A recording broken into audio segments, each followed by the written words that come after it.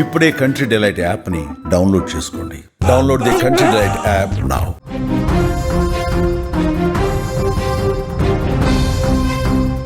మోంతా తీవ్ర తుఫాన్ తీరానికి చేరువవుతున్న నేపథ్యంలో మచిలీపట్నం తీర ప్రాంతంలో పెను బీభత్సం సృష్టిస్తుంది. సముద్రం అల్లకల్లోలంగా మారింది. అలలు ఎగిసి పడుతున్నాయి. ఏకంగా 500 మీటర్ల ముందుకు దూసుకు వస్తున్నాయి అలలు. తుఫాను ప్రభావంతో ఈ ప్రాంతంలో నిరంతరాయంగా భారీ వర్షం దంచి కొడుతుంది. దీనికి తోడు భారీ ఈదురుగాలులు భీతావహ వాతావరణాన్ని అక్కడ సృష్టిస్తున్నాయి. ఈదురుగాలుల కారణంగా విద్యుత్ స్తంభాలు, చెట్లు నేలకూలేటువంటి ప్రమాదం కూడా ఉంది. గాలుల వేగం గంటకు 90 నుంచి 110 కిలోమీటర్ల వేగం పెరిగేటువంటి అవకాశం కూడా ఉందంటూ చెప్తున్నారు. ఈ నేపథ్యంలో అక్కడ పరిస్థితిని మానిటరింగ్ చేస్తున్నారు అధికారులు.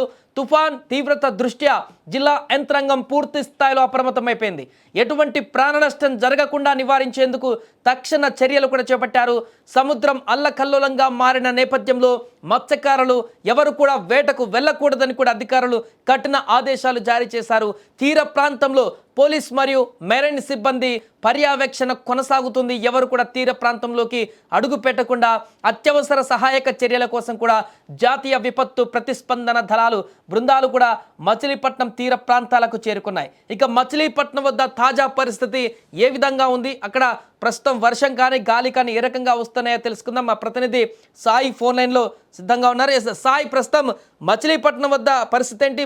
విపరీతంగా అక్కడ వర్షాలు వస్తున్నట్టుగా తెలుస్తుంది. ప్రస్తుతానికి అయితే ఒక విచిత్రమైన వాతావరణం మచిలీపట్నంలో ఉంది. నిన్నటి నుంచి పూర్తిగా కారు మబ్బులన్నీ మచిలీపట్నాన్ని కమ్మేశాయి. అయితే వర్షం పడుతూ ఆగిపోతూ వస్తుంది. అయితే ఎప్పుడైతే తీర ప్రాంతానికి తుఫాను ఎప్పుడైతే అయ్యి వస్తుందో అయ్యి వచ్చే కొద్దీ వాతావరణంలో మార్పులు ఈ విధంగానే సంభవిస్తూ ఉంటాయి. ఒక్కసారిగా కొండపోతలాగా వర్షం కురుస్తుంది. మనం క్లౌడ్ బరస్లు అంటాం కదా, అటువంటి క్లౌడ్ బరస్లు బహుశా సాయంత్రం నుంచి చూసే అవకాశం స్పష్టంగా కనబడుతుంది. ప్రస్తుతానికి పూర్తిగా కారు మబ్బులు అయితే మొత్తం మచిలీపట్నాన్ని మొత్తాన్ని కూడా కమ్మేసి ఉన్నాయి. గాలులు కూడా బలంగానే వీస్తున్నాయి. అయితే వర్షం మాత్రం అంత ఎక్కువగా లేనప్పటికీ సాయంత్రం నుంచి అంటే ప్రస్తుతానికి 190 కిలోమీటర్ల దూరంలో ప్రస్తుతం కేంద్రీకృతమై ఉంది తుఫాన్.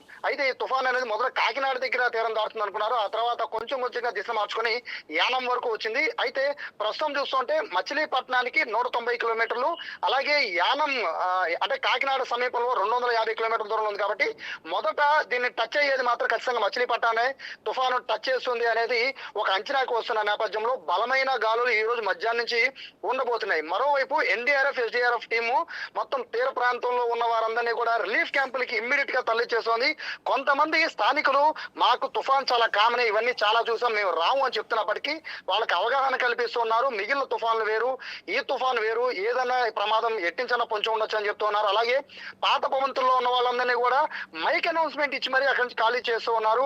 మీ ఇళ్లకు వచ్చిన ఇబ్బంది లేదు, కానీ ఇల్లు కూలితే మాత్రం ఇబ్బంది, లేదంటే తిరిగి మిమ్మల్ని ఎక్యూ క్యాంప్ ఆఫీస్ నుంచి మిమ్మల్ని మళ్ళీ తరలించేస్తాం, ప్రస్తుతం మీరు ఖాళీ చేసేయండి అని చెప్పి పోలీసులు అలాగే రెవెన్యూ సిబ్బంది ప్రజలకి ప్రాణ నష్టం కలగకుండా ఉండేందుకైతే నిన్నటి నుంచి అందరినీ బ్రతిమలాడుతున్న పరిస్థితి కనబడుతోంది. మరోవైపు ఎవరిని కూడా సాయంత్రం నుంచి అంటే ఇప్పటికే ఉదయం అందరూ కూడా వాళ్ళ ఇళ్లలో కావాల్సిన వస్తువులన్నిటి కూడా మార్నింగ్ అన్ని తెచ్చి పెట్టేసుకున్నారు.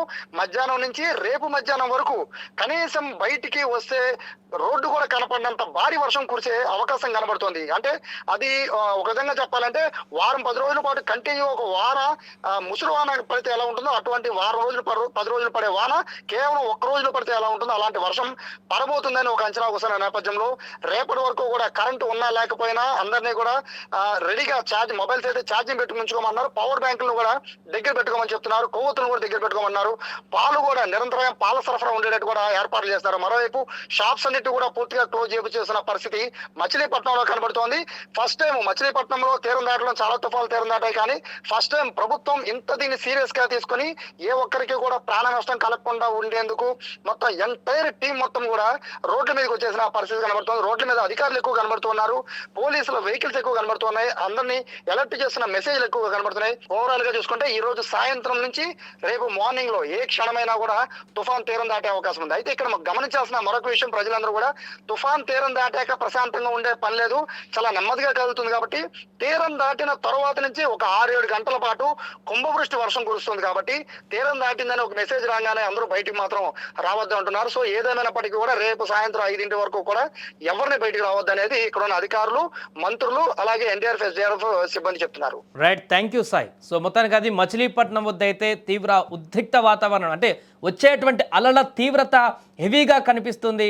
అండ్ కారు మబ్బులు కమ్మేసి ఒక్కసారిగా క్లౌడ్ బరస్ట్ మాదిరి అక్కడ వర్షాలు పడుతున్నట్టుగా మా ప్రతినిధి చెప్తున్నాడు. ఆయన సాయంత్రం వరకు కూడా మొదట కాకినాడలో తీరం దాటుతుందనుకున్నటువంటి ఈ యొక్క మోంతా తుఫాన్ ఇప్పుడు మచిలీపట్నం వైపు కదులుతున్నటువంటి పరిస్థితి కనబడుతుంది. దిశ మార్చుకొని ఈ నేపథ్యంలో ఈరోజు సాయంత్రం మచిలీపట్నం యానం పరిసర ప్రాంతాలలో ఇదొక తీరం దాటేటువంటి అవకాశం కనిపిస్తుంది. తుఫాన్ ఇప్పటికే దానికి సంబంధించినటువంటి అన్ని రకాల ఇండికేషన్స్ కనిపిస్తున్నాయి. తీరం వెంబడి విపరీతమైనటువంటి గాలులు, సముద్రం 500 మీటర్ల ముందుకు వచ్చి ఆ అలలు, రక్కసి అలలు తీరాన్ని కొడుతున్నటువంటి దృశ్యాలు కూడా కనిపిస్తున్నాయి.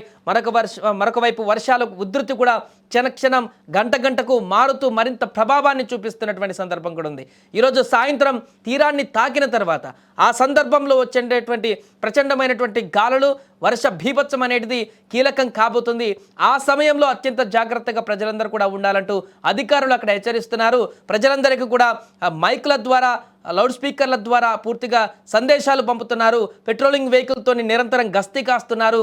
అధికారులు, పోలీసులు, అన్ని రకాల బృందాలు కూడా నిత్యం రోడ్డు మీదకి వచ్చి ఈ తుఫాన్ మొదలైనప్పటి నుంచి కూడా ఇప్పటికి కూడా స్టిల్ అక్కడ ప్రజల వరకు కూడా తీర ప్రాంతాలకు రాకుండా పూర్తిగా అన్ని ప్రాంతాలకు కూడా నిరంతర పర్యవేక్షణ అయితే కొనసాగిస్తున్నారు.